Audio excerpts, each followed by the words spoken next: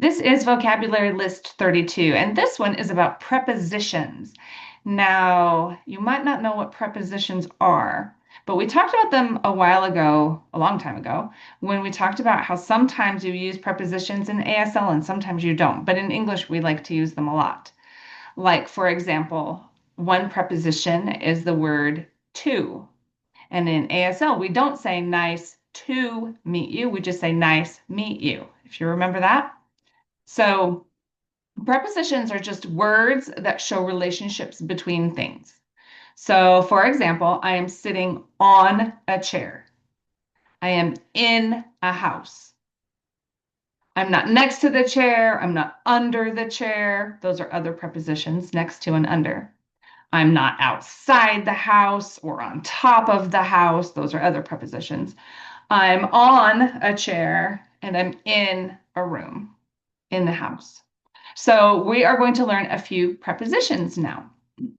The first one is the sign for above. So you want two flat hand shapes, and you want the hand that you don't write with, your non-dominant hand, to put your palm down. And you're actually going to also put your palm down with your dominant hand too, but then, and touch them together, but then move it up. So that's above, above, above. Below is just the opposite. So instead of putting that dominant hand on top, you're going to put it underneath and you're going to go down. Below, below.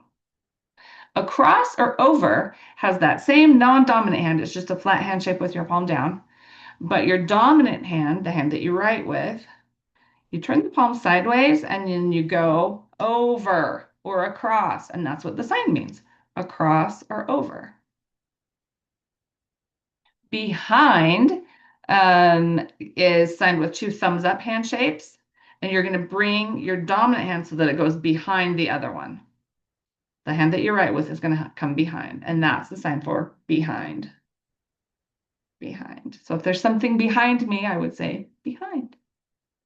The next sign is next to.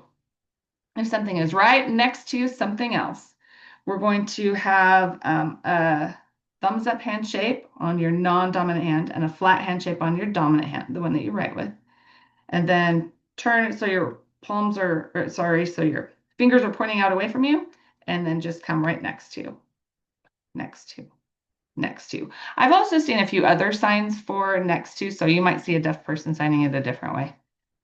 And then the next two signs are near and far. So with near, it's almost like next to, only it's not touching. You kind of just get close to it, near.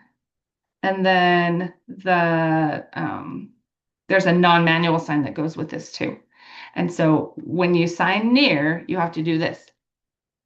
And you want to show all your teeth, near. And if it's super, super near, you want to go.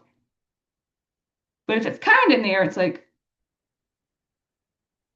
far, then is two thumbs up hand shapes. And you put one far away from you. Your dominant hand moves out far. And when you sign that, the non-manual sign is like you close your eyes and you can barely see it because it's so far away.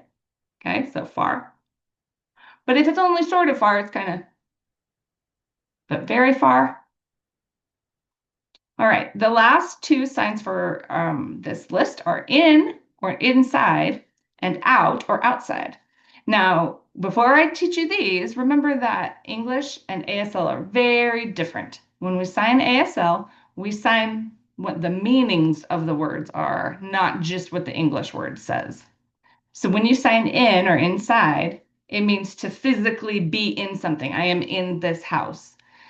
So you can't use this sign of in to mean something like in trouble, because you're not inside of trouble. That doesn't make any sense. It's somewhere where you actually physically are inside something.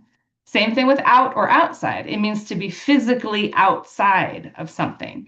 So if I go out of this room, I could sign it that way, but I couldn't use this sign for out to mean we ran out of gas. It doesn't make any sense to be outside of gas. So it's not the same sign. So when you sign in or inside, just remember that you have to physically, like your body has to be in there, and out and outside is that your body is out of something. All right, ready? So let's see. You want a squished O hand shape. So it's like an O, but then you squish it on your non-dominant hand, the one you don't write with. Then you're going to bring it down instead of with your, like being able to see through it, you're going to bring it so you can see your palm if you open your hand, okay? Your dominant hand, the one that you write with, is the same hand shape, but you're going to point the fingers down and go right in. And that means in or inside, all right? So in or inside, and then outside or out is just the opposite. You bring it out.